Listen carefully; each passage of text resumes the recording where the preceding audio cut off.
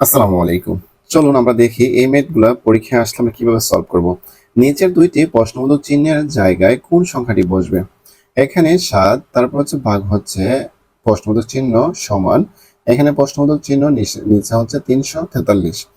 তাহলে আমরা এই যে প্রশ্নবোধক চিহ্ন আছে, আমরা এই প্রশ্নবোধক চিহ্নের জায়গায় x দিব, আবার এখানেও x লিখব। তাহলে দেখা যাচ্ছে এই x আর x তাহলে কি হবে? স্কয়ার। আর এখানে কত আছে? ৩৪৩ গুণ হচ্ছে ৭। তাহলে আমরা যদি এটাকে গুণ করি তা আসে কত আমাদের? যেমন ৩৪৩ আর হচ্ছে ৭। তাহলে ৩ ৭ ২১ এর ১ হাতে আছে ২, ৪ ৭ ২৮, ২৮ আর ২ আর ৩০ এর ০ হাতে আছে ৩, ৩ ৭ ২১, ২১ আর ৩ হচ্ছে কত? ২৪। এর মানে হলো x স্কয়ার সমান ২৪০১। তাহলে আমরা লিখতে পারি যেমন x √২৪০১। তাহলে আমরা একটু চিন্তা করি, এখানে ২৪০১ তো আছে, যদি এরকম হয় ৫০, ৫০ গুণ হচ্ছে ৫০ কত হচ্ছে? ৫ ৫ ২৫ মানে হচ্ছে ২৫০০। যদি আমরা কি করি রুট দিই তাহলে আসে ৫০।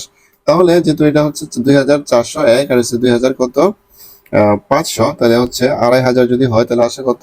৫০। তাহলে এটা যদি আমরা অপশন দেখি 7 বাদ 77 বাদ ৩০০, তাহলে সেটা আবার থাকে কত কত ৪৯।